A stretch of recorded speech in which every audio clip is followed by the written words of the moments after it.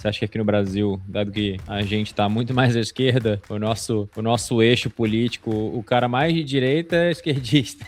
É isso que Você disse. acredita que em algum momento eles vão começar a discutir isso e tem risco de passar e aí o Bitcoin ficar completamente às margens do sistema? Você ter Bitcoin de forma legal vai ser praticamente inviável? Sim, acho que sim, porque o leão tá com fome e não tá com pouca fome. Mas você acha que o Brasil, como você falou, o leão tá com fome, vai encher cada vez mais o saco das pessoas que estão olhando para o Paraguai como uma saída de emergência óbvia? A saída pro Paraguai, ou Uruguai, ou qualquer outro país. Fala pessoal, estamos de volta ao Better Money Podcast. Faz tempo que a gente não grava aqui e hoje é dia 19 de janeiro. Vamos falar, já estamos há 19 dias com o pesadelo. O purgatório que se chama Brasil piorou há 19 dias atrás com a reforma tributária que entrou em vigor no dia 1º. E muita gente me pergunta o tempo inteiro como piorou, o que mudou, o que eu faço. Então, como eu não sou o maior especialista nesse assunto, eu trouxe o maior especialista que eu conheço nesse assunto, que é o Márcio, nosso parceiro da Better Money, que assessora todos os clientes que precisam de ajuda contábil, fiscal, e não sabem o que fazer, se declara, não declara, põe na iene, não põe, o que é decrypto. Vamos desvendar esse mundo hoje com a ajuda do expert. Fala, Márcio, bem-vindo. É sua primeira aparição aqui, né? É minha primeira aparição aqui. Sou Márcio, sou contador por formação, tenho doutorado em contábil, estou fazendo pós-doc agora pela PUC de Roma. Estamos aí nessa loucura que é o Brasil, porque se existe paraísos fiscais, quer dizer que existem os infernos fiscais. Infelizmente, o Brasil é um deles, despontando gravemente. E a gente está no meio da reforma tributária, que começou a partir agora do dia 1º de janeiro, e também a da Decrypto, que começou, muita gente não sabe, mas ela já está válida a partir do dia 1º de janeiro de 2026, só que a entrega dela vai começar a ocorrer em junho, só que relativo às operações do dia 1º de janeiro de 2026. Ou seja, na verdade, ela já está valendo.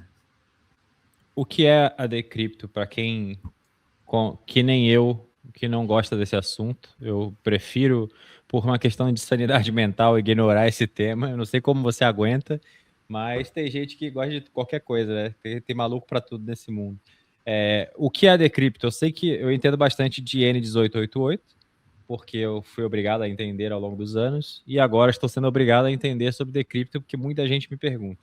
Graças a Deus eu não estou exposto, porque eu agora vivo oficialmente no Paraguai desde novembro, mas já sei que a situação piorou. Mas conta aí para a galera que não está familiarizada com esse conceito, o que mudou.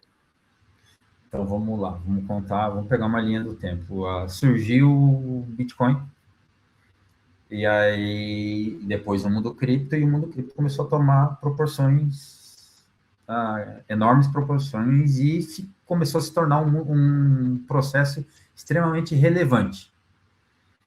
A Receita Federal, pela IN 1888, que é a famosa, que é de 2019, decretou e fez normatizou dentro daquilo que a Receita poderia fazer, o que vai ser criptoativo.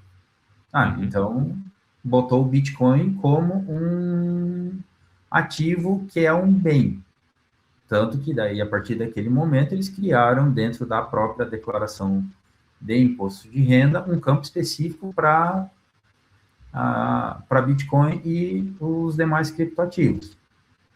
Esse era o processo que acontecia até o ano passado, quando eles criaram agora uma Decrypto, que é uma declaração para envio das informações para a Receita Federal.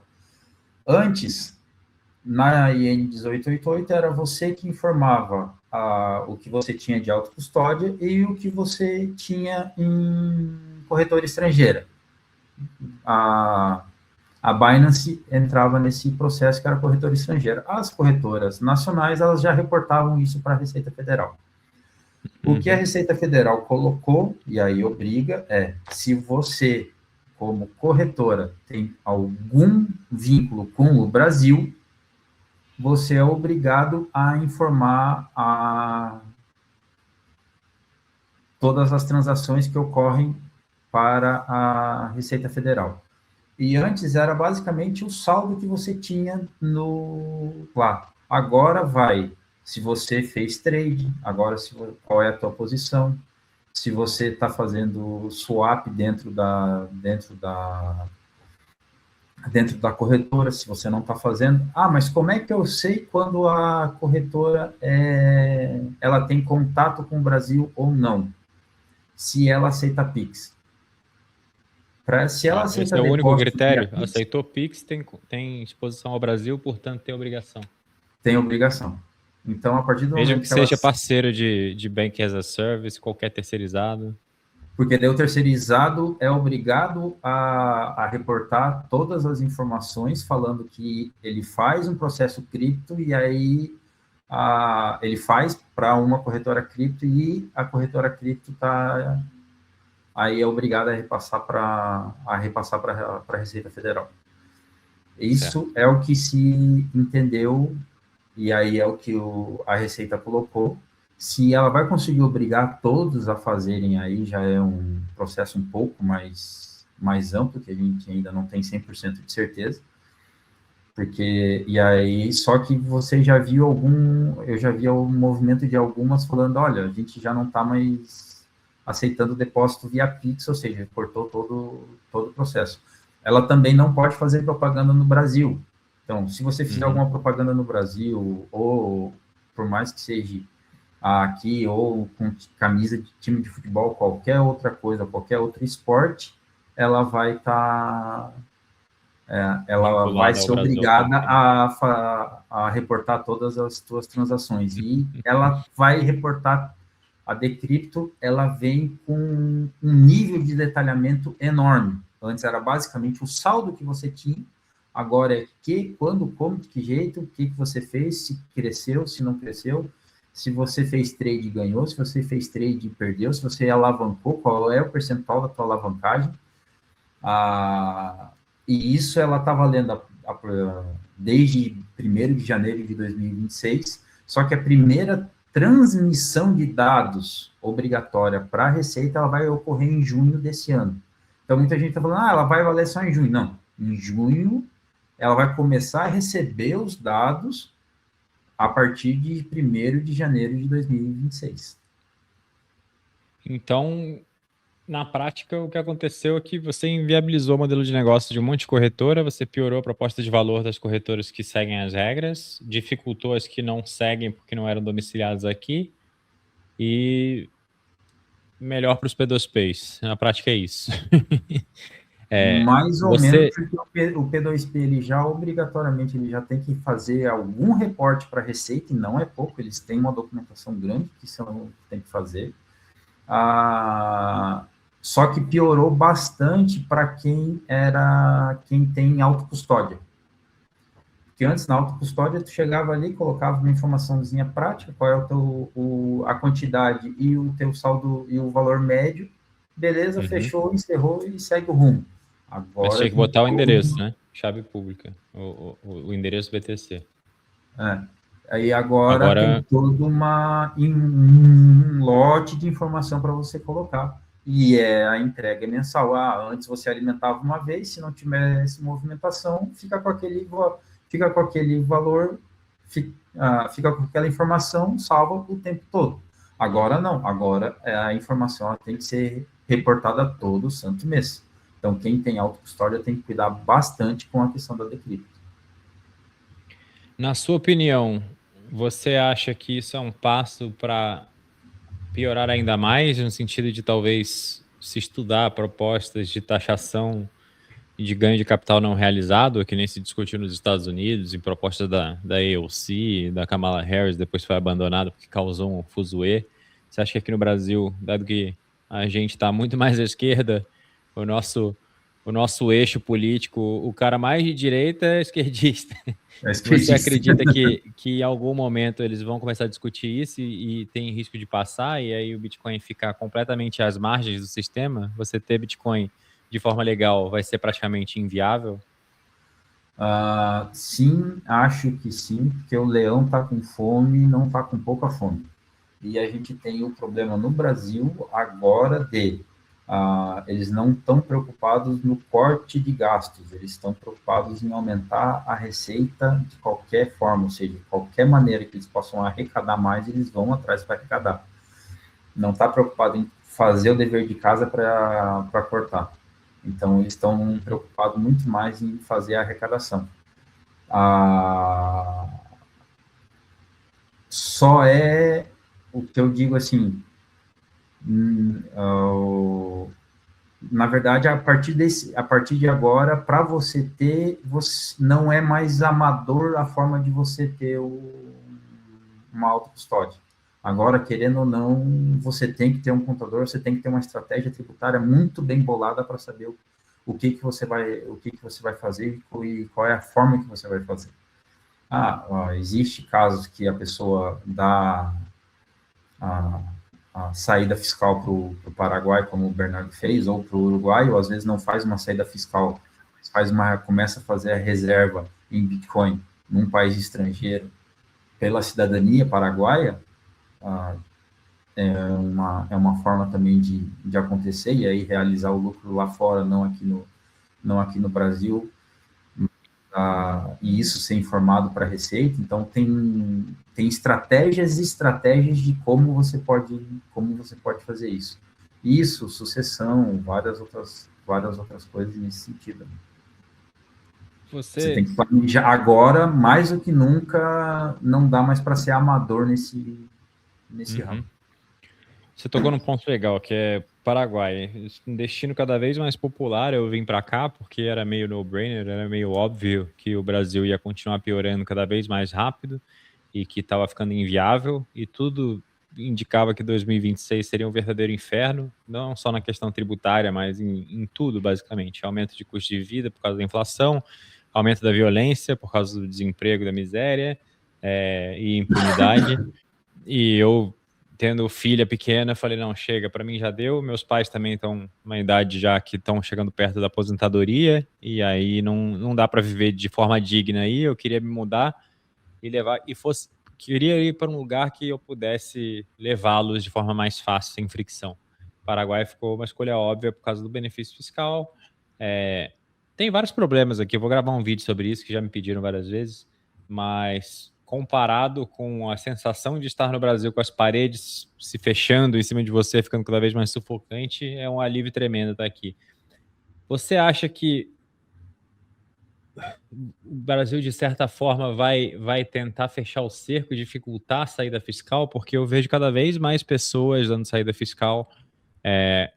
E aí uma outra pergunta em seguida, que eu quero deixar claro, porque eu também fui olhar como faz para dar saída fiscal, ainda não dei, porque eu não tenho todos os meus vínculos desfeitos com o Brasil, mas eu vi que tem muito mais nuances, não é simplesmente você ir lá no GovBR e apertar o botãozinho, pegar o papel e tá tudo resolvido. Você tem que fechar as contas de não residente, mudar o título de eleitor, encerrar atividades econômicas, por exemplo, CNPJ, que você é sócio único, tem que ter um sócio administrador, não pode continuar gastando volumes estrondosos no cartão de crédito como se nada tivesse acontecido, esse tipo de coisa. Mas você acha que o Brasil, como você falou, o leão está com fome, vai encher cada vez mais o saco das pessoas que estão olhando para o Paraguai como uma saída de emergência óbvia? Porque do lado do Paraguai eu não acredito que eles vão dificultar o acesso de brasileiros. Para eles está sendo muito positivo. Só no momento em que piorar muito, e aí a gente tem uma crise migratória aqui, porque qualquer 1% dos brasileiros vira um caos no Paraguai. Nós somos menor que o estado de São Paulo aqui. A minha experiência, pelo menos com o Paraguai e o Uruguai nesse sentido, que são os principais destinos, vamos dizer assim, dos clientes, tem sido muito positivo no sentido de que todos eles estão satisfeitos com o processo, e dizem assim, cara, que aqui é tudo tão simples, parece tão simples, por que não fazem isso no Brasil? E aí a gente vê agora a gente está no trânsito da reforma tributária, então você está saindo de PIS, COFINS, ICMS, daí está indo para IBS, CBS, e aí tá no meio dessa junção, a gente não sabe exatamente como vai acontecer tudo, tem um processo para 2028, ou você já faz o pagamento no cartão ali, o próprio cartão depois já paga a parte direto para o governo de imposto, já vem para cá. O Paraguai acaba simplificando bastante tudo que se tem. Se você tem uma renda, eu não digo nenhuma renda, mas se você tem a possibilidade de ir, eu recomendo. Mas faça tudo da melhor forma, porque a partir do momento que você está saindo, e você realmente está saindo daqui, está indo para um lugar melhor, o qualquer que Paraguai, seja.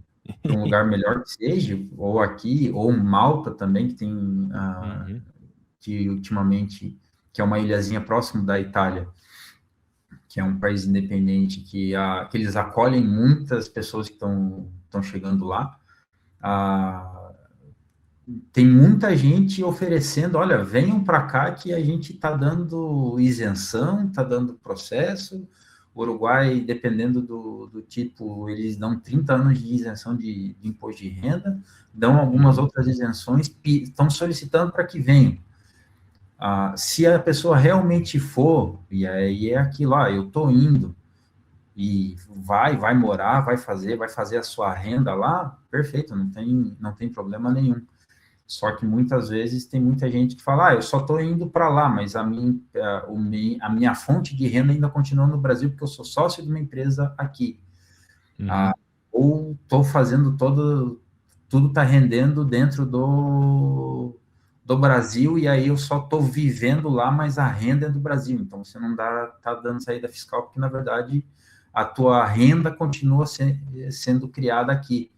Muita gente ainda que tem aluguéis, tem um pouco disso também. Então, mas assim, a partir do momento que você se planeja e fala, não, eu vou me mudar porque eu quero ter descanso com a minha vida, quero ter um pouco mais de segurança jurídica, que hoje, infelizmente, a gente vê o STF, que era para ser o maior guardião da nossa Constituição, é o que mais solta resoluções se contradizendo em vários pontos. E aí você fala, cara, qual é a segurança jurídica que a gente tem hoje de morada aqui no Brasil? Quase nenhuma. Tributária? Nenhuma, porque cada dia a Receita sai com uma informação diferente. E às vezes elas são contraditórias. Então, a saída para o Paraguai, ou Uruguai, ou qualquer outro país, Malta, que seja, sendo bem estruturada e sendo bem feita, vai ocorrer. E a Receita não tem muito mais o que fazer, só vai cercado, tipo, olha, você quer ir, então você vai mesmo, mas aí você não pode deixar mais muita coisa aqui. Hoje o pessoal ainda permite você fazer algumas movimentações, mas se você for e fizer tudo legalizado, cara, é só alegria. Muitos desenvolvedores de software, essa galera de TI tá vazando muito para a Europa. Luxemburgo é um país que, se tu montar uma empresa, mesmo sendo como aqui no Brasil, como empresário individual de TI e trabalhar com desenvolvimento de software, você ganha isenção de todos os impostos durante 4 anos. Então, assim, o cara fala, não, o que eu comprei aqui, eu estou vendendo e estou largando. Então, assim,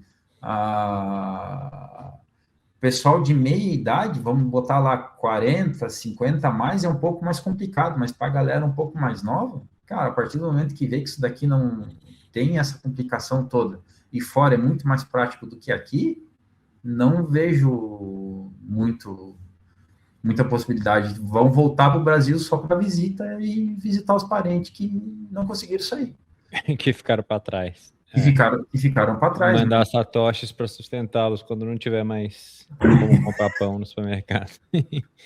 Eu gravei um episódio desse podcast aqui com o Maurício da Leden, Maurício de Bartolomeu, venezuelano, que contou o relato da família dele de escapar da Venezuela. O irmão dele ficou minerando Bitcoin lá durante a hiperinflação, durante muito tempo, até o momento que o governo resolveu perseguir os mineradores e roubar as máquinas e extorquir ele e ameaçavam botar na prisão, começaram a perseguir com capangas e ele teve que vazar na calada da noite com os filhos no carro, com gasolina emprestada, porque não tinha gasolina no posto. Eu acredito de verdade que a gente está indo na mesma direção e se não tiver um desvio de rota brusco em algum momento, a gente vai parar no mesmo destino. Tá tudo, os sinais estão muito claros. Você não enxerga quem não quer enxergar. Mas sempre pode acontecer um milagre, mas eu não consigo enxergar nenhum tipo de milagre no horizonte. Não enxergo nenhum nome para travar isso fora das 4 linhas. Um Nayib Bukele brasileiro. Não acho que pelas 4 linhas tem mudança. Por mais que venha um moderado da direita e assuma o posto de presidente, não vai fazer absolutamente nada, porque está de mãos amarradas, as instituições não permitem, a STF não permite, e o buraco, o rombo financeiro já é irreparável. Então o cara vai estar imerso na crise e o povo, 4 anos depois, vota do outro lado porque acha que vai resolver.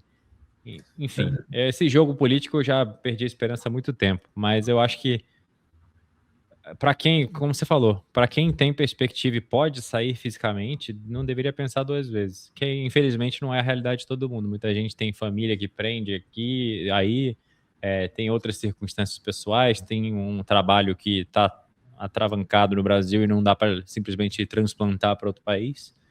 É problemático. Mas eu sempre falo aqui, Bitcoin é só um dos pilares de soberania e você tendo Bitcoin em autocustódia e estar fisicamente no Brasil com sua fonte de renda aí e tudo declaradinho, não é questão de tempo até virem atrás dos seus Bitcoins e virem atrás de você.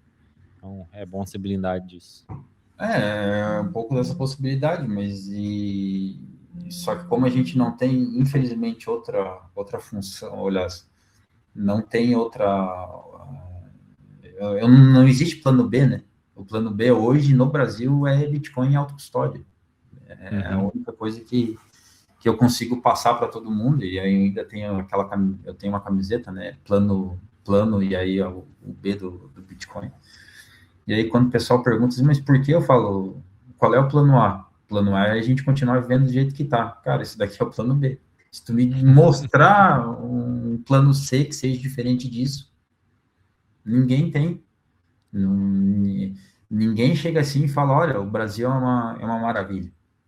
Até uns dias atrás, eu estava escutando um cara falando sobre a Bolsa Brasileira, falando, cara, vocês são muito baratos.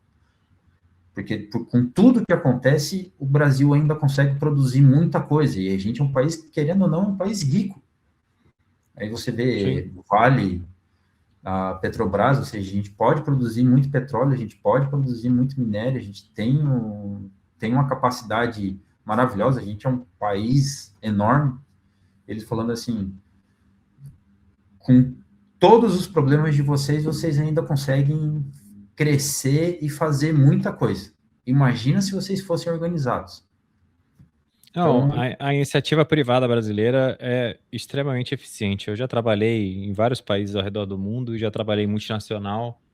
E, cara, o brasileiro, por viver nesse pesadelo, nesse inferno regulatório, jurídico e nessa insegurança constante, ele aprende a se virar e quem consegue se virar de fato, os melhores, os caras são brilhantes e deixam qualquer europeu... Americano também é bizarro, mas europeu deixa no chinelo.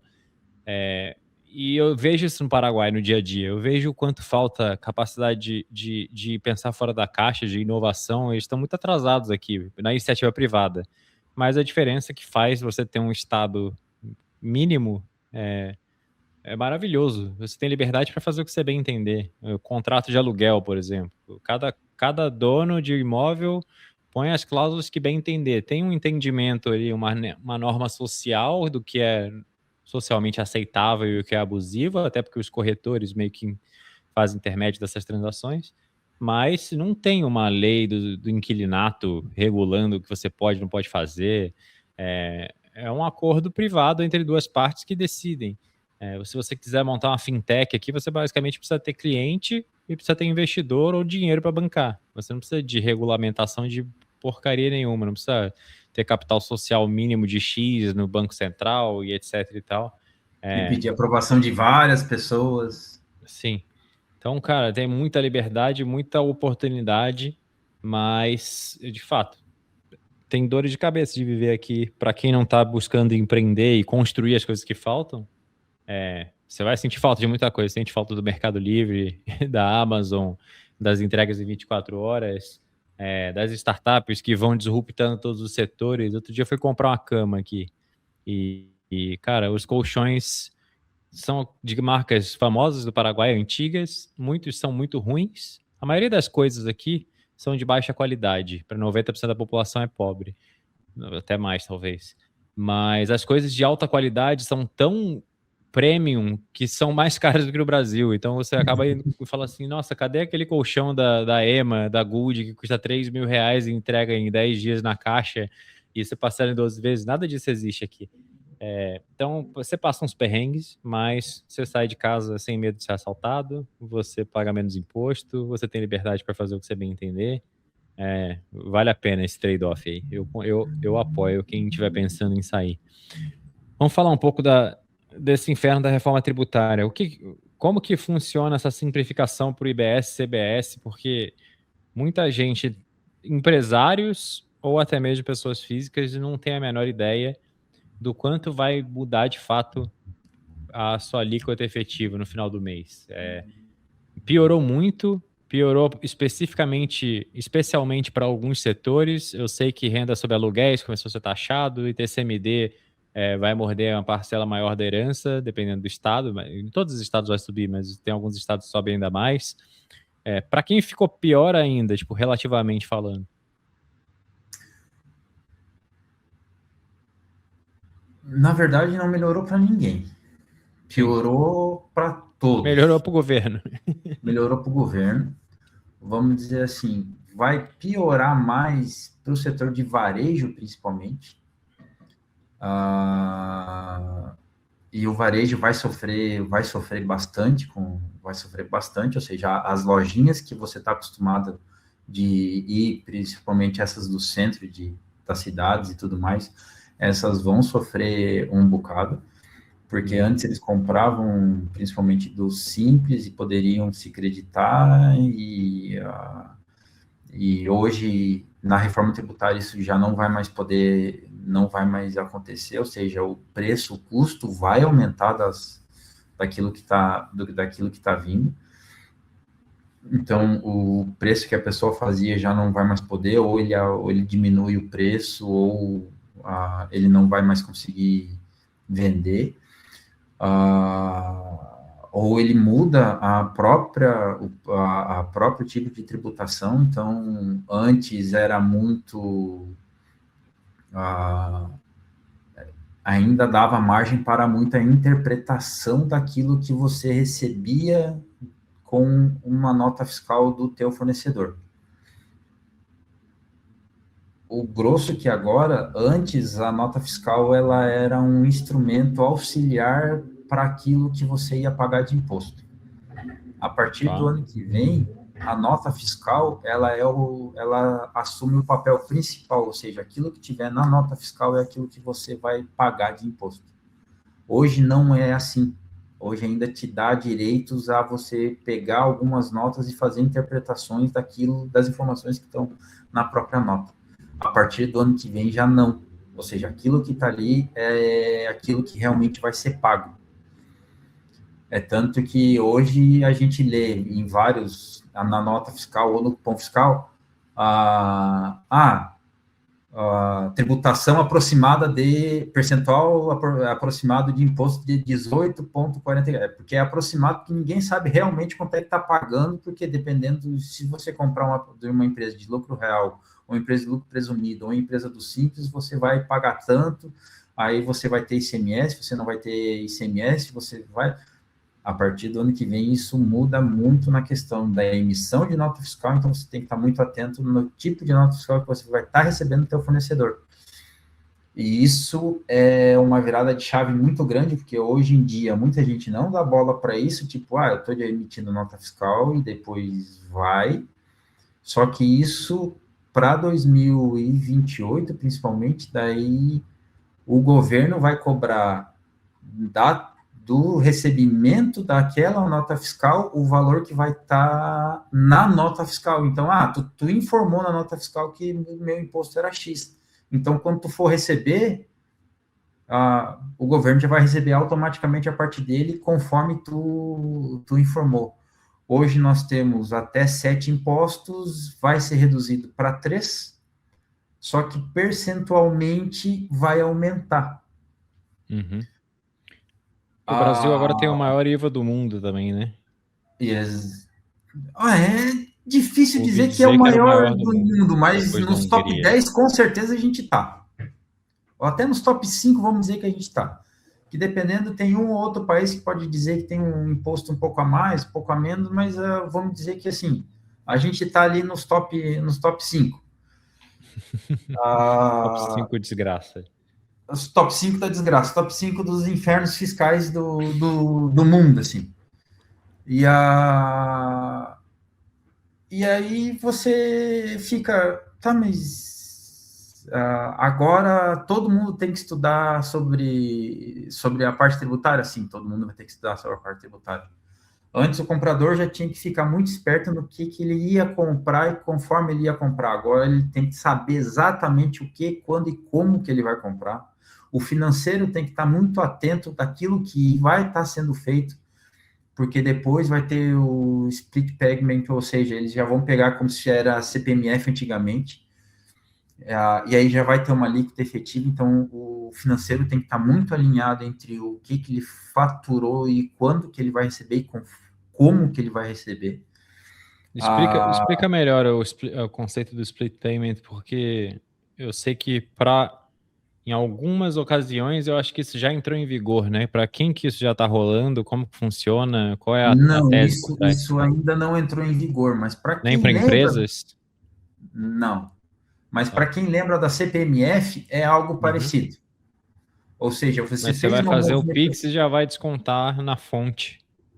já vai descontar na fonte. Ou seja, E isso vai entrar em vigor quando para todo mundo? para todo mundo 100% em 2030. Tá. Mas já E como começa é que vai entre ser gradual? empresas em 2028. 28, ok. Aí, É ou um seja, belo tu chegou incentivo ali para você assim, não ter uma empresa no Brasil. tu chegou ali, fez passou o teu cartão, debitou na tua conta, tu fez uma compra de R$ 100, no cupom fiscal lá vai estar cadastrado que, receita, é isso daqui, esse item aqui, do que ele está comprando, que dá R$ 15 de imposto. Beleza. 15 já vai para o governo e a pessoa só recebe, e o empresário só recebe os 85. É isso que está ocorrendo, é isso que está configurado e é isso que a Receita já se preparou para começar a fazer e para recepcionar, calcular e receber. Uhum. Eles estão preparados para processar 5 milhões de transações por segundo. Hoje, tem uma estimativa de ocorrer em torno de 800 mil transações por segundo no Brasil. Mas eles já estão preparados para multiplicar isso por basicamente 7. Ou seja, eles já estão muito bem estruturados tecnicamente e tecnologicamente para que isso venha acontecer. Ou seja, o empresário só vai ver a cor do dinheiro dele, a cor do imposto já vai estar já vai ter ido direto para o governo. Eu fico me perguntando às vezes, não é possível que quem aprova essas coisas não tenha assessoria de um único economista alfabetizado que sabe sobre o conceito de curva de Laffer. Eles estão criando incentivos gigantescos para cair a arrecadação tributária, porque fica completamente inviável você viver dignamente sem sonegar imposto. Então as pessoas só vão ser empurradas para a marginalidade, para a ilegalidade, para as margens do sistema. Eu sei que tem empresários, tem circunstâncias em que é impossível, que você tem fornecedor, tem que comprar, botar o estoque, etc. Então fica muito mais difícil. Mas a verdade é que muita gente vai quebrar e aí quando você quebra, você não vai pensar duas vezes em ir vender qualquer outra coisa fora do Pix, sem nota e viver às margens do sistema ou se, se rebelir de vez e começar a sonegar por questões ideológicas. A gente já está muito além da curva de Laffer, acho que o topo da curva já é um ponto, se olhar para trás. Então, acho que se eles taxassem menos, eles iam aumentar a arrecadação. Só que não parece que eles entendem isso, o que me leva à conclusão de que talvez não seja o objetivo aumentar a arrecadação, talvez seja só um incentivo de curto prazo. Eu acho que o incentivo é quebrar a classe média, empurrar todo mundo para a pobreza, deixar todo mundo dependente, expulsar quem não se curva ao Leviatã e ficar na bela cartilha socialista de implantar o poder absoluto e ser dono ali do montinho de dinheiro e todo mundo vivendo na miséria, dependendo de esmolas. Porque não faz sentido lógico nenhum, né? Você aumentar imposto até sufocar o cidadão num nível que ele não consegue mais sobreviver. Não consegue mais sobreviver, não consegue mais caminhar, e aí depois querendo ou não, começa a vir uma inflação por trás, e aí você fica muito desesperado porque eu não tenho plano C, eu tenho plano B hoje, porque eu tenho Bitcoin em autocustódia, mas tenho uma cidadania paraguaia, tenho já minha reserva fora, mas assim, gente, o que a pessoa pode fazer, que ele vai, para que lado a gente vai demandar? Não se tem um item para como isso vai ocorrer. E é meio que desesperador, porque como é que você vai, para que lado que pode ser andado? Não se tem. Isso vai entrar... Só para o lado de baixo. Só para o lado de baixo. E aí aquelas Faz tempo que você tirou a cédula paraguaia, Márcio? Fazem 5 anos. Quando eu virei minerador, eu fiz por investimento aí. Uhum. Você já pensou em sair daí fisicamente ou tem outras circunstâncias que te prendem? Não, eu tenho meus pais que me prendem aqui. Uhum. Os meus pais já têm uma idade avançada e eles já não querem mais sair daqui. A gente mora no interior, numa fazenda. A gente mora no Rolante, que é a capital, aliás, é a cidade no mundo com mais pontos de Bitcoin. A gente ajudou a criar esse projeto todo que alavancou aqui, junto com o Ricardo e a Camila, que deram o pontapé inicial. E aí, quando estava na primeira palestra que aconteceu lá, eu, como estava contador, tinha uns outros contadores que estavam lá meio perdidos, falei, não, cara, isso é legal, dá para fazer, eu já tinha estudado isso. Sou formado em economia também, para entender o Bitcoin. E aí, isso me prende no Brasil hoje, são os meus pais. Então, isso me prende aqui dentro do Brasil, mas eu tenho meu plano B. Paradoxalmente, quem vai te libertar é o próprio governo federal brasileiro. A dor vai aumentar até que seus pais vão falar, tá bom, vamos embora. Não tem outro caminho.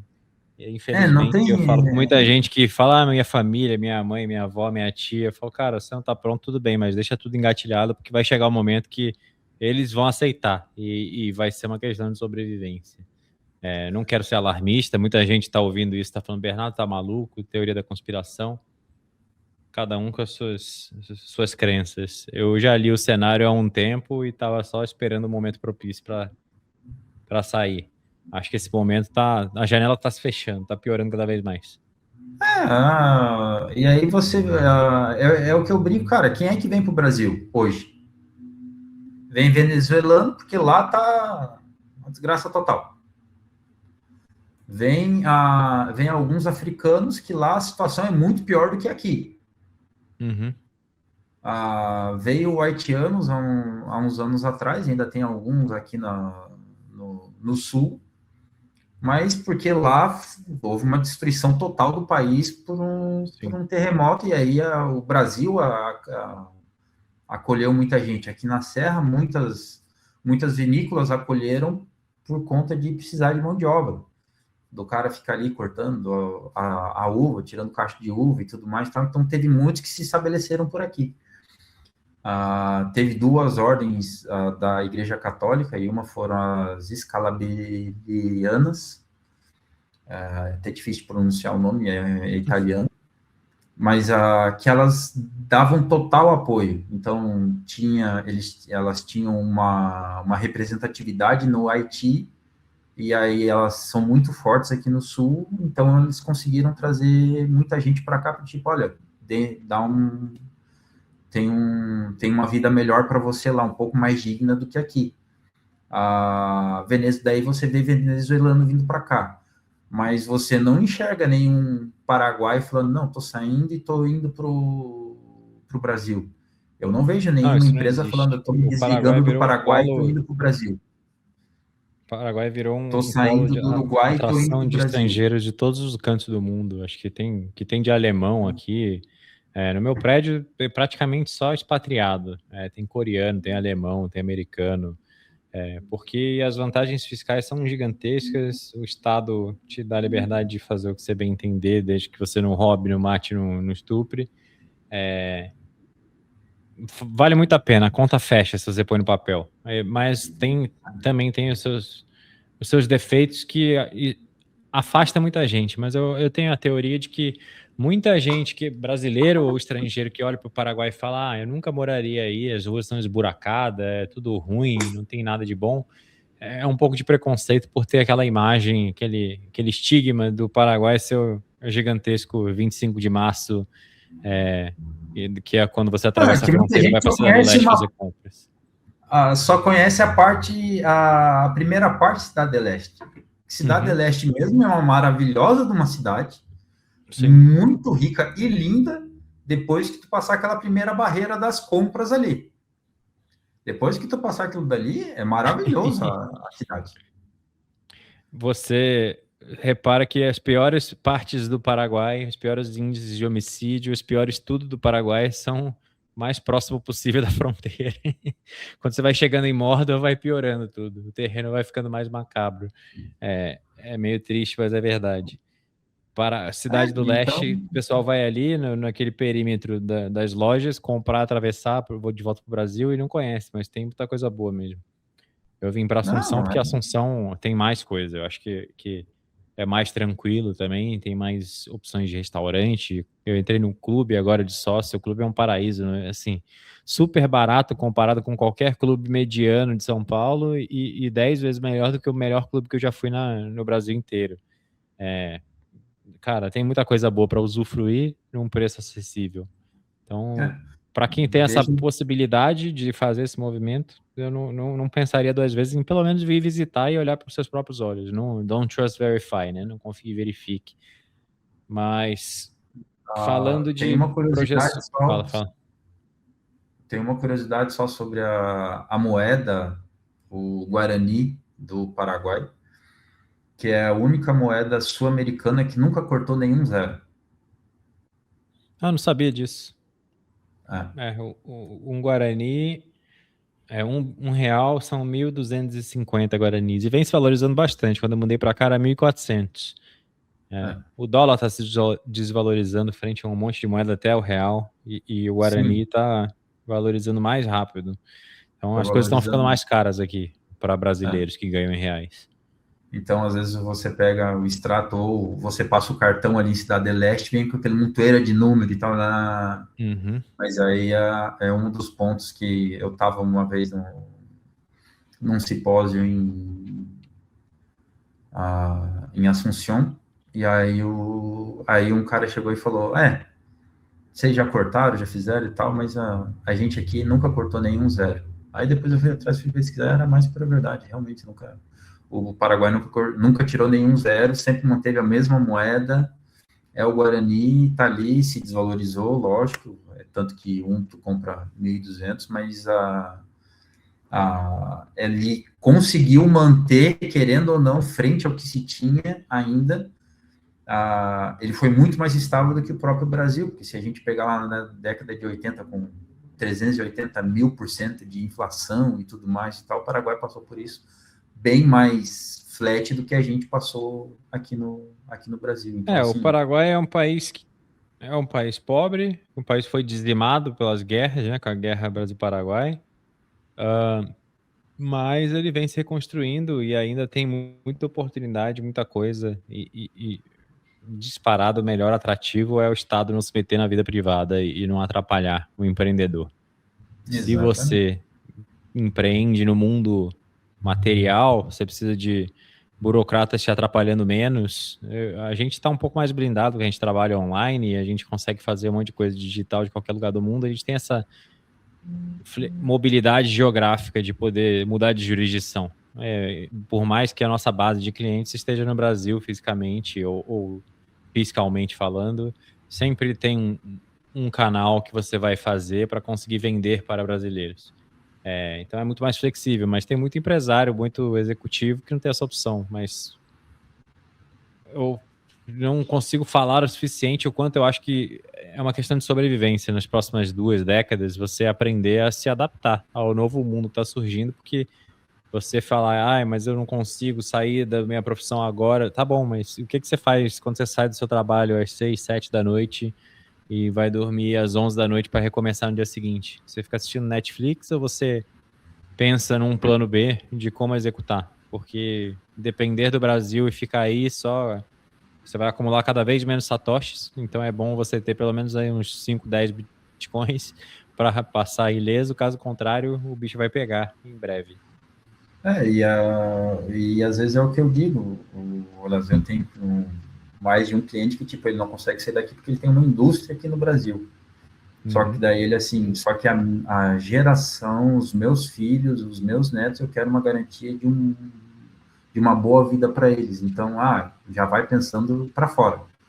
Foram estudando inglês, já foram estudando espanhol, desde pequeno, já estão pensando, olha, que quando chegar para o 2º grau já vai estudar fora, já olha, já vai abrir o mundo, vai conhecer o mundo e vai empreender em alguma coisa fora daqui. Garanto aqui enquanto eu estiver aqui, mas já que eu não consigo sair daqui, pelo menos os meus filhos vão pensar num lugar mais positivo. E aí é aquele processo. Se daqui a pouco você não consegue para você, o que você de repente está fazendo pensando nos seus filhos, naquilo que você pode fazer? Porque se você não pode fazer por você, ou você não consegue fazer por você, por N motivos, daqui a pouco, o que você está pensando para a próxima geração? Então, pense neles, olhe para eles, e aí viva para dar uma solução para eles. E é 100% o que a gente faz na Better Money, você na sua atuação privada também, porque é brindar patrimônio das pessoas que construíram a duras penas, com muito suor, muito trabalho, de forma honesta, ao longo de décadas, e que está sendo dilacerado por burocratas que estão no poder querendo roubar tudo.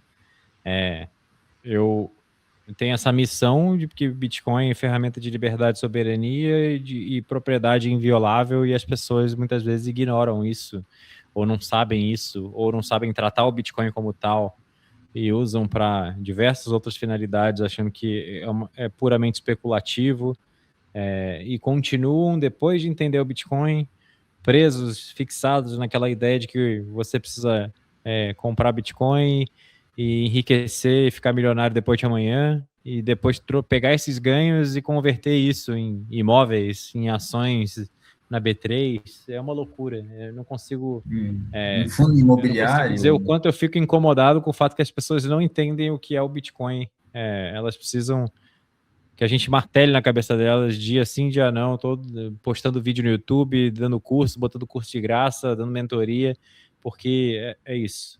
O Bitcoin ainda é tratado como um ativo de risco, e isso me incomoda demais, porque ele não nasceu para ser isso. E ele não é isso. As pessoas que entendem, e até o Wall Street já entendeu, e o jogo agora está sendo acumular o máximo de Bitcoin, eu acho que eventualmente, cedo ou tarde, a gente vai ter esse shift, essa mudança de mindset aí, e aí o Bitcoin vai parar de ser esse ativo especulativo, esse ativo volátil em que as pessoas enxergam risco.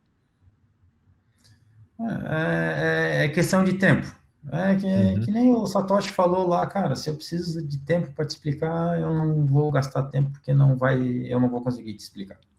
O tempo vai te Ô, dar a explicação. ô Márcio, os seus clientes Bitcoiners, qual é a demanda mais frequente deles? Como que você assessora o pessoal? Geralmente é no dia a dia, acompanhamento contábil, mensalmente aí, você agora vai ter as mãos cheias com esse negócio de decrypto, vai ser um pesadelo burocrático, então você vai ter muito mais trabalho, mais dor de cabeça também. Ou é mais blindagem patrimonial, planejamento sucessório, resolver erros que foram cometidos no passado, retificar? Qual é a demanda mais comum, mais frequente? A demanda mais comum é, cara, eu mandei dinheiro para fora, tô lá, nunca declarei e agora eu preciso regularizar isso porque eu tô precisando de dinheiro, eu tô vendo que o negócio está cercando e não tem muito mais o que fazer e tem alguns casos que se tornar uma posição bem interessante. Já teve casos de clientes que bateram e vieram falar comigo que tinham mais de 10 bitcoins inteiros e nunca tinham feito declaração nenhuma, nunca tinham colocado nada e aí, opa, mas eu preciso regularizar porque eu estou vendo aqui que daqui a pouco vai apertar muito de um lado, vai apertar muito do outro, e eu só estou mandando dinheiro para fora e eu não estou declarando nada, então isso pode apertar. Essa, digamos assim, é a maior demanda que se tem. O desesperadoramente é quando a receita aperta em algum momento e ele cai na malha fina e quando eles fazem quando eles puxam lá, daí eles vão pescar tudo que pode ser pescado, eles acabam entendendo, opa, tu teve movimentação em cripto e nunca teve declaração nenhuma. Aí bate o desespero da pessoa. Como é que eles ficam, como é que daí eles cruzam esses dados? Que o cara usou uma corretora estrangeira ou usou um P2P daqui que faz reporte. P2P que não faz reporte, ele não é um P2P regulamentado dentro do Brasil. Então,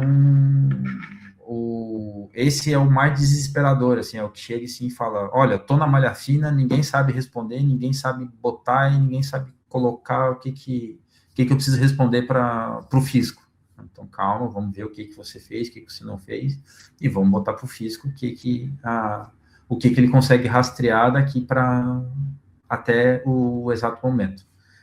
Esse, digamos assim, é o maior, assim, é o mais desesperador que bate. O que vem mais do dia a dia é, olha, eu tenho alguma coisa em cripto e queria saber o que é que eu posso fazer ou como é que eu não posso fazer. E aí vamos fazer um planejamento. E aí, às vezes, vem um planejamento tanto tributário, quanto planejamento sucessório, quanto um planejamento de aposentadoria. E aí a gente senta e fala, olha, qual é o teu objetivo, o que você pretende fazer com isso e quais são as formas de você alinhar. E aí, Brasil, é cidadania, aqui no Sul tem muito cidadão alemão e que tem, aliás, tem muito cidadão que tem dupla cidadania alemã e italiana, e às vezes daí ele começa a pensar, opa, já que eu sou cidadão italiano, daqui a pouco compensa eu ter uma poupança, uma conta corrente num banco italiano e começar a poupar em euro, e deixa guardado lá, não deixa mais aqui, não. Então, ou eu vou abrir por uma corretora na Itália e vou deixar a cripto por lá. Bitcoiner, tá aqui, vamos fazer a autocustódia. Convencimento de autocustódia é outro detalhe que é bem... que é bastante recorrente no escritório também, no sentido de eu sempre compro.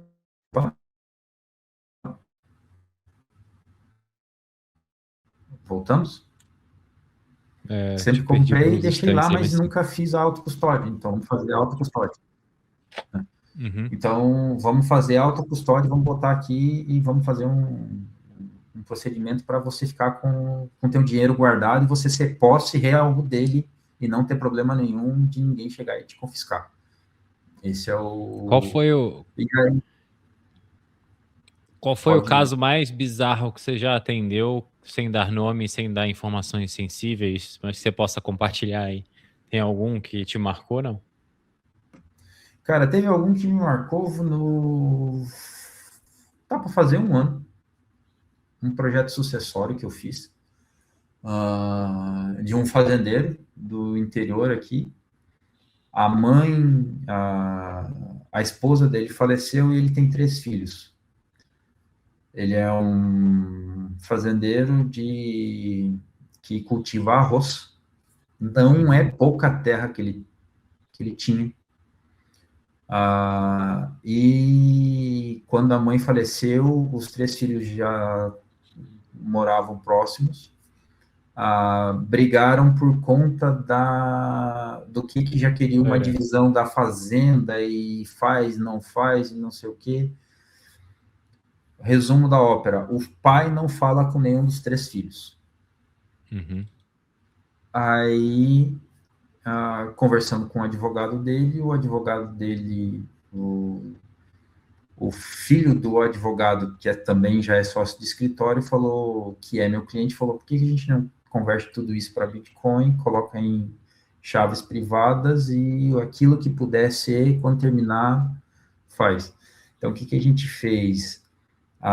Ele vendeu tudo aquilo que podia ser vendido, ele vendeu a fazenda que ele tinha, alugou ela por 20 anos para continuar fazendo plantando arroz do jeito que ele sempre fez. Vendeu para o vizinho dele, inclusive, e alugou a própria fazenda para continuar trabalhando. Ele falou: é o que eu sei fazer, eu não posso ficar parado. O que ele pôde acumular, a gente fez 3 carteiras, colocamos, ele fez o testamento dele, colocamos as 12 palavras em cada uma. O testamento tem 4 páginas, basicamente uma página para cada filho. Sai as 12 palavras na primeira, na segunda e na terceira folha, vai ser separado depois para cada filho. E ele falou assim: bom, 95% do meu patrimônio todo já está pronto. E em quanto tempo eles vão conseguir ficar com esse dinheiro na mão? Eu falei: olha, se a pessoa já souber o que é o Bitcoin e como é que ele funciona, questão de, no máximo, 1 hora ele já está com todo o dinheiro na mão. Ele falou: perfeito, é isso que eu quero. Eu não quero que eles nem se briguem, e os 3 filhos também não se falam entre si. Mas ficaram 4 palavras em cada página de cada filho, é isso? Não. Aí são Todo 4 mundo tem folhas. a chave? São 4 folhas e são 12 palavras em cada folha.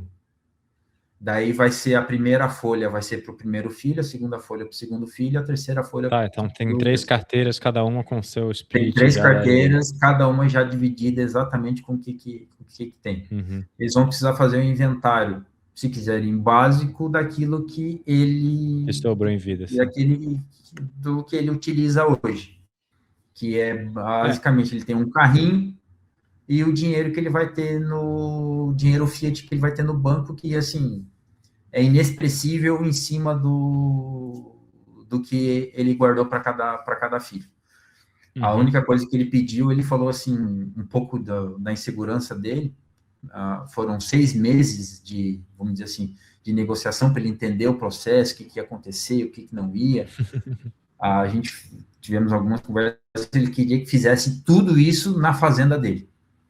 Então a gente foi lá, montou 6 carteiras, sim. Montamos, fizemos, ele queria fisicamente, já é um senhor de uma certa idade, ele está beirando 90 anos, e aí ele, não, então se eu vier a falecer, o advogado só precisa entregar para cada filho, junto com isso daqui, com a carteira, já está a carteira e a senha dentro de um cofre de banco, mas mesmo assim ainda tem as 12 palavras em cada cada folha do A gente tem soluções hoje em dia. E aí ele já falou assim, eu não quero que briguem por aquilo que eu estou deixando.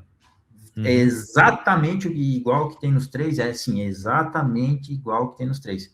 Bitcoin, vírgula, quantidade de satoshis em cada uma. Ele, perfeito. É isso só que eu precisava saber. Agora meus filhos não podem falar que eu não estou dividindo igualmente cada parte. Então... do ponto de vista tecnológico, tem um monte de solução hoje em dia para fazer planejamento sucessório e herança com Bitcoin. A que eu particularmente mais gosto, mais elegante, dá para fazer por conta própria, de diferentes formas, mas o que eu mais gosto é usando o software da Liana, que é uma carteira que você usa, você faz scripts dentro do próprio protocolo do Bitcoin, então você não depende de servidor da empresa, se a empresa quebrar, desaparecer, os caras resolverem fazer outra coisa da vida, você não vai ter nenhum tipo de dor de cabeça, porque eles usam o time lock, basicamente você pode fazer, digamos nesse caso aí, o fazendeiro poderia ter uma carteira do gasto do dia a dia, ter 3 carteiras, uma para cada filho, e colocar os saldos separados ali em UTXO separadas nos montantes de cada filho. Se ele tiver um filho preferido, ele pode botar mais, enfim. E o filho vai ter a chave dessa carteira desde já, só que essa chave não está autorizada a gastar até uma data futura. E essa data futura você consegue programar dentro do protocolo do Bitcoin diretamente quando que aquela chave será ativada, e aí ele poderá efetivamente gastar e sacar aqueles Bitcoins. Para mim, a solução mais elegante hoje em dia, porque você consegue definir quem são os seus herdeiros, dar as chaves para eles, definir as regras, botar num papel, entregar para eles, não precisa de advogado, o que para mim é o principal risco aí, porque se o advogado for coagido ou resolver ir para o lado negro da força e resolver roubar a herança da família, ele tem os meios de fazer, né? Então você precisa necessariamente da confiança numa pessoa que não faz parte da sua família. Isso para mim muito sensível. Sim, assim, existe vários bugzinhos nesse processo todo, existe. Agora, tu convencer uma pessoa... mas é melhor do que deixar para o inventário do governo. Está beirando 90 anos, fazer ele vender aquilo que ele construiu e ganhou uma parte de herança do pai, a vender tudo e deixar isso guardado, que nem ele falava assim, tu tá guardando uns cartãozinhos, que eu utilizei a Tangent, tá guardando uns cartãozinhos toda a minha vida? Aí eu, tô! Aí ele... tá muito difícil de fazer essa mudança. Eu sei porque e aí, a minha avó assim, faleceu no ano passado. Cara, foi ano retrasado, a gente tá em 2026, no final de 2024, ela faleceu um pouco antes da minha filha nascer. E ela tinha um pouco de Bitcoin, mas para ela era muito difícil aceitar a ideia de que aquilo ali era a melhor reserva de valor que poderia existir e que ela deveria vender o imóvel dela e sair do Rio de Janeiro, que é um dos piores lugares para você viver no Brasil, principalmente na velhice, viver com tranquilidade no interior de qualquer canto, mais sossegada, gastando pouquíssimo de aluguel e tendo dinheiro em Bitcoin. Não foi uma conversa que eu consegui ter com ela. Já tentei muitas e muitas vezes, mas as pessoas sempre me chamam de psicopata quando eu falo que eu tento fazer meus familiares mais velhos venderem imóvel, comprar Bitcoin. Mas é porque eu tô aqui para assessorar e ter certeza que ela não vai perder as chaves e fazer besteira e vender com pânico, enfim. Mas é muito difícil. Uma geração atrás já é raro. 2 atrás é praticamente um milagre você ver exemplos como esse que você citou aí. Então, esse para mim, foi o exemplo mais emblemático. E aí, assim, Legal. Deveria se pagar o ITCMD, que até a gente conversou, que você citou antes, poderia. O ITCMD é um outro caso que é interessante, na verdade, assim, não vai ter aumento do ITCMD agora. O que vai poder acontecer? É que hoje ele vai poder ir até 8% do valor de doação ou de herança. O que acontecia antes é que você ficava limitado a 6%, de 2 até 6. Agora vai poder ir de 2 até 8. Mas aí é o estado que você mora, o estado da federação que você mora, que vai definir se vai aumentar ou não. O que a reforma está trazendo, a possibilidade de, não que Mas eles estão vai... cortando o ICM, caralho, que eu tô... CPMF não, é ICMS. Cortando a arrecadação ICMS. estadual e, portanto, os estados vão ficar desesperados e sedentos e vão acabar todo mundo levando para o teto. Pelo menos é o que eu entendi. Mas aí tem o IBS que na verdade acaba aumentando a arrecadação do estado. Percentualmente ele é maior do que o ICMS. E tem um outro detalhe também na reforma tributária que é bem interessante. A reforma tributária, a partir do momento, como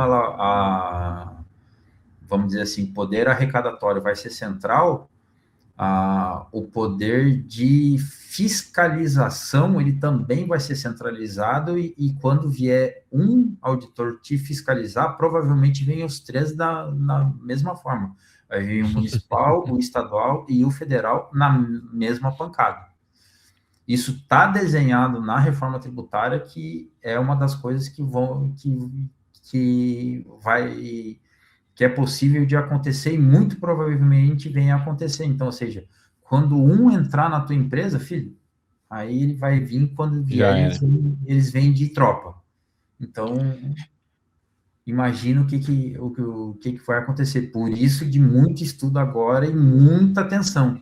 E assim, quem ainda não conversou com seu contador sobre reforma tributária, sente, porque vai ser impactado muito seriamente. E em alguns casos isso pode ter, se você levar do jeito que for, você pode recolher simplesmente 50% a mais de imposto, e a partir do momento que você emitiu a nota e não cancelou ela em até 72 horas a partir do ano que vem, você vai pagar o imposto que está na nota.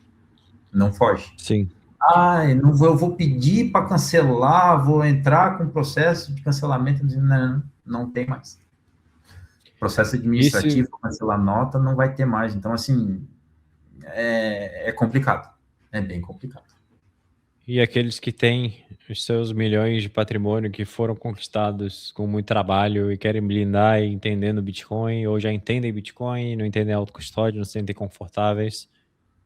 O link da Better Money está aqui, vai lá no site, vê o que a gente faz, marca uma sessão de diagnóstico de 30 minutos comigo para entender como a gente pode ajudar, e o Márcio faz parte da equipe também para dar toda a assessoria contábil fiscal para você ter o seu plano, multisig, protocolo de herança, tudo que você possa imaginar, configurar hard wallet, 1, 2, 3, quantas forem necessárias, ter a carteira do bandido, também recomendo fortemente para quem vive em grandes cidades no Brasil, porque não vai ficar mais fácil viver no Brasil.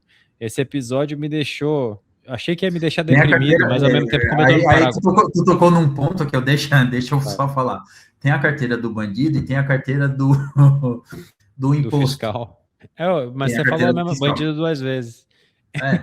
Mas vamos lá, tem a carteira do fiscal, porque hoje você é obrigado a dizer qual é a carteira que você tá os teus bitcoins no dia 31 de dezembro. Sim. Isso aí é melhores práticas de autocustódia, também ensino aqui. Carteiras então, com KYC, sem KYC, nunca se misturam. Endereços separados, segregados, de preferência em carteiras físicas diferentes, para você nunca misturar. Então, eu já perdi a conta de pessoas que compraram na corretora, compraram no P2P, eventualmente esqueceram, misturaram o saldo, se enrolaram. Não faça isso. Não, e mesmo assim, chega no dia 31 de dezembro, transfere para uma carteira, beleza, no dia 31 de dezembro eu estava nessa carteira. No dia 1º já volta para a carteira anterior, que é a carteira que ele realmente utiliza. Daí, se a receita vier, mas tu declarou que tá na carteira tal. A carteira tal tá aqui, tá zerada, ó.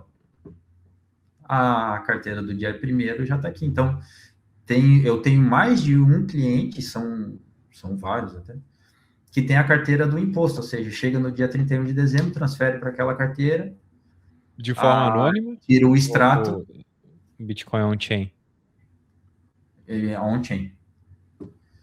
E aí chega no dia 1º, transfere para outra carteira. Porque se a Receita vier falar, mas você falava que estava na carteira tal. Mas aqui eu já não tenho mais nada. Mas onde é que foi parar? Onde é que foi parar? Daí é outros 500. Aí tu não vai saber, não vou te dizer, e aí vai do direito dele de querer abrir o bico ou não. Então, tem alguns clientes que têm a carteira do imposto, que é só para ter o saldo no dia 31, saiu do dia 31, volta para a carteira de uso dele. Tem que tomar cuidado com o rastro on-chain, porque se for valores grandes e vier uma malha fina, uma chain analysis da vida, identifica. Mas dá para maquiar isso tranquilamente usando rede Liquid. Pessoal, é isso. Acho que a gente deu um panorama. Se você ainda está fisicamente no Brasil, depende do Brasil, tem que ficar aí. Esse episódio deve ter sido um pouco depressivo, a não ser que você seja meio maluco que nem o Márcio e goste de trabalhar com isso, de destrinchar impostos. Eu conheço um monte de gente que tem mania de falar de imposto.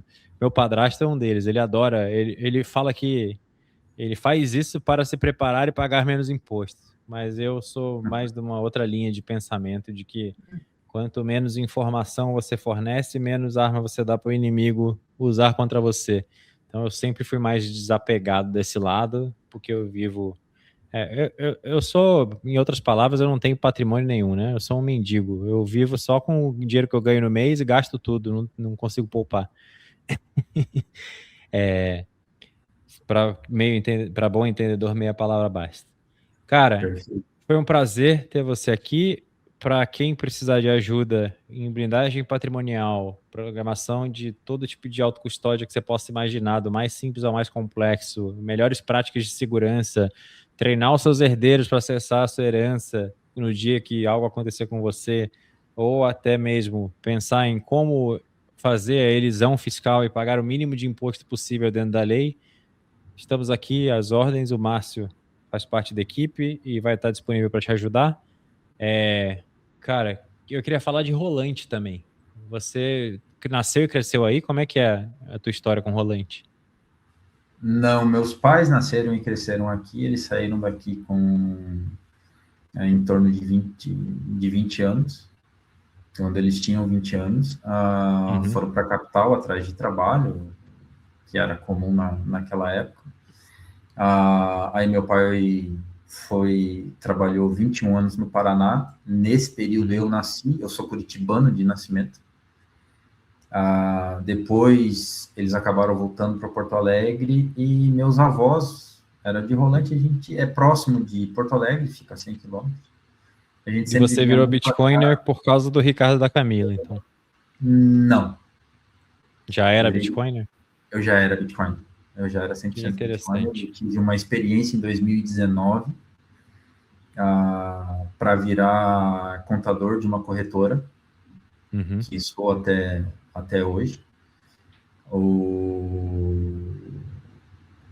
E aí, só que era uma coisa que estava sendo criada, que ninguém sabia, e aí vai atrás e vai estudar para saber o que era. Nessa época, daí começou a vir a Covid, fiz economia, eu já tinha contabilidade e administração, fiz economia para tentar entender o que era um pouco mais sobre isso, e não todos os muito, professores, né? Na PUC do Paraná batiam falando, não, esse negócio de Bitcoin é loucura, é loucura, Exato. É loucura. Eu falo, como é que é loucura vendo a movimentação que existia na corretora? Então, assim, tem alguma coisa aqui que não está descrevendo. Vocês falam que é loucura, que isso não existe, que vai quebrar, que não sei o quê, mas cada vez mais eu vejo esse negócio crescer e escalar, crescer, escalar, crescer, escalar. Então, calma lá.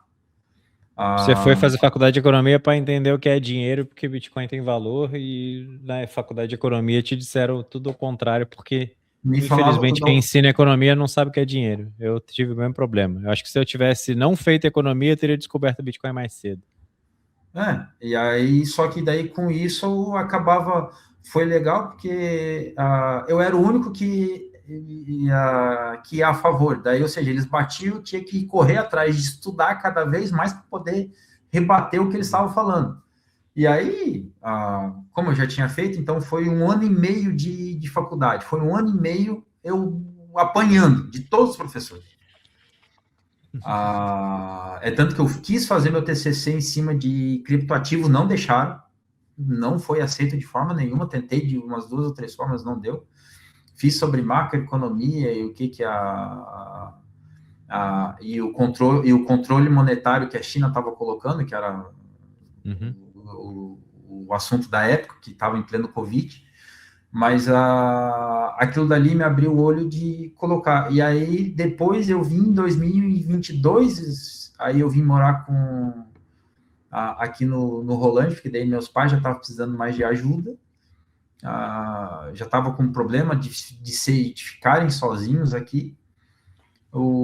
E aí eu decidi, eu vou voltar para o Rolante, a corretora não é no Brasil, ela é estrangeira, então eu já estava com uma renda passível aqui, então, eu vou poder ajudar os meus pais e continuar trabalhando e fazendo. E nisso veio o Ricardo com o projeto de vamos bitcoinizar a cidade. E foi a coisa mais gozada do mundo, porque quando ele veio e fala assim, e ele coloca, o slogan da palestra dele era Bitcoin não é ilegal. E daí ele coloca um X em cima do I.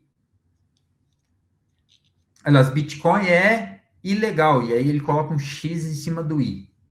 Aí eu vejo aquilo e falo, meu Deus do céu, mais um cara que vão botar pirâmide. Vão fazer pirâmide. Que próximo daqui, para quem não sabe, tem a cidade de Novo Hamburgo, que a gente brinca que era a capital do Egito, porque tem tanta pirâmide que foi criada em Novo Hamburgo que tem mais do que no Egito, né? Porque é enorme a quantidade de pirâmide em Bitcoin que foi criado em Novo Hamburgo. E muita gente perdeu muito dinheiro, mas muito dinheiro, eu digo assim, algumas coisas de questão de milhões.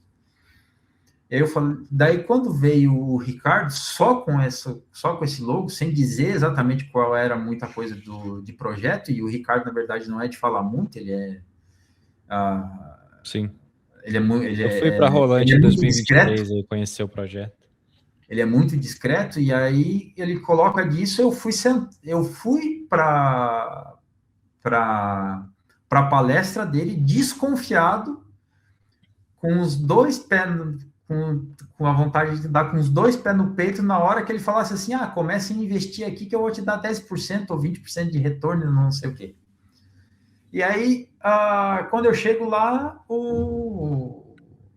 o Edson, que que trabalha na loja mais antiga e hoje é um dos proprietários da loja mais antiga de Rolante, estava ali e é o que estava bancando o Ricardo, que o Ricardo não é de Rolante, ele é de fora. Aí eu falei, mas enganaram até o Edson. E o Edson é um vendedor nato. Eu falei, cara, isso daqui, eu vou... Eu respirei fundo, cara, sentei na penúltima fila, assim, no corredor, para que quando falasse eu já saísse levantando o dedo, falando, vocês estão falando mentira, Bitcoin não dá percentual, não faz, não sei o quê.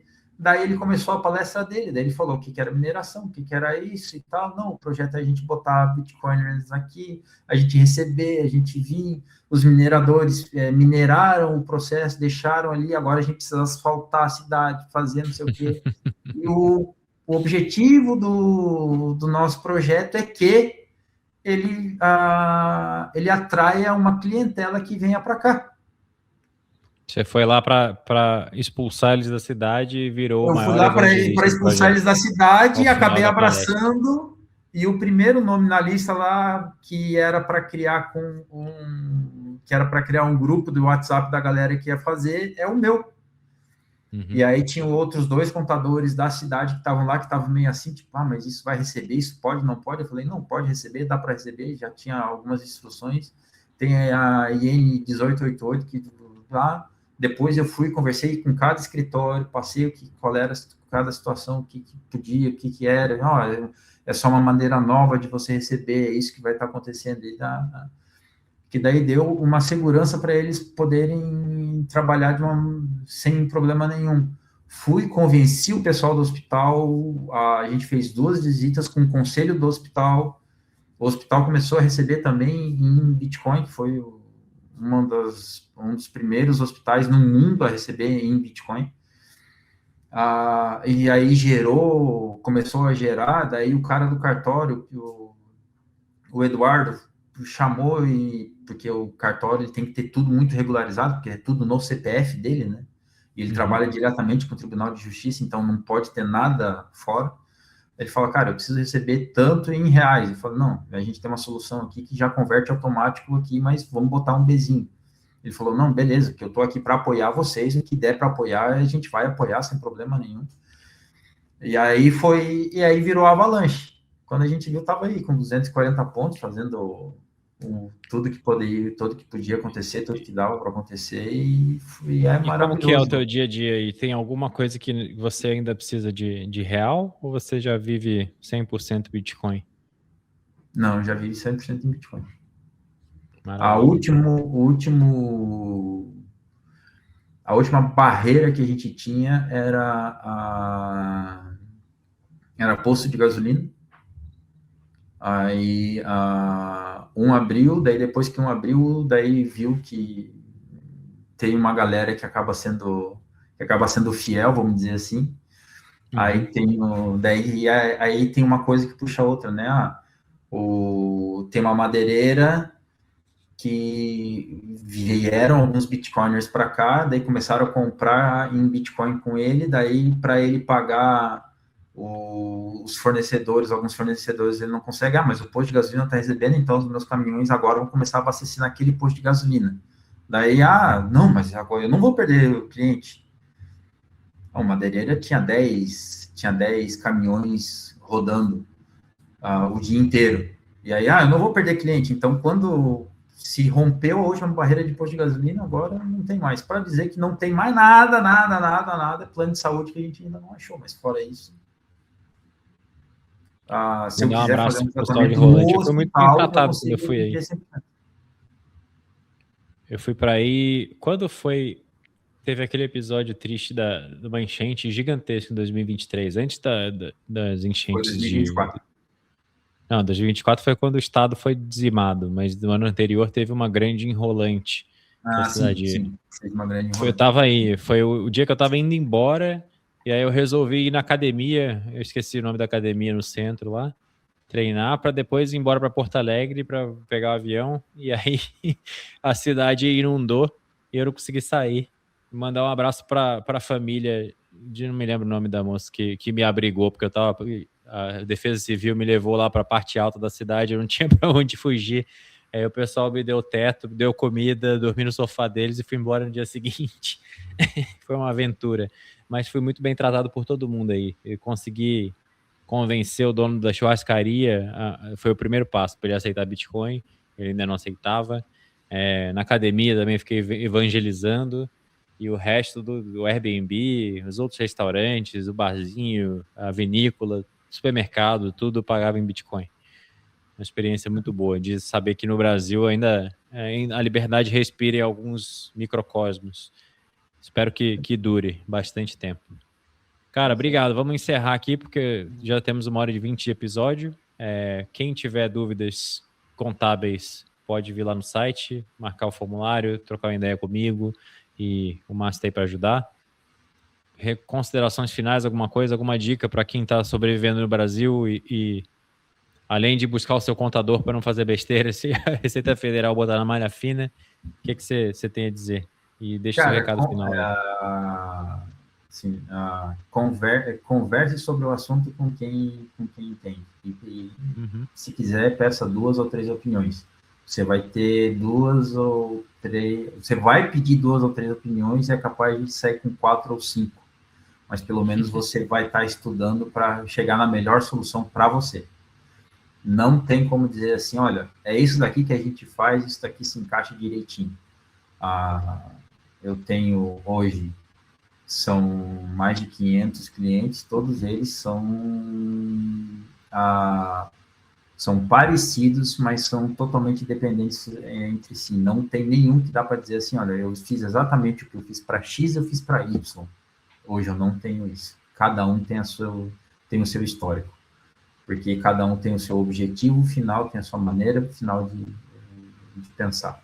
E aí seguimos então siga e nunca pare de estudar sobre o assunto. Nunca pare de estudar, porque você sempre vai ter novidade. Sempre vai ter novidade. Fechou, Márcio. Obrigado pelo tempo, pela participação. Obrigado, pessoal, que assistiu. Até a próxima. Um abraço. Eu que agradeço. Abraço.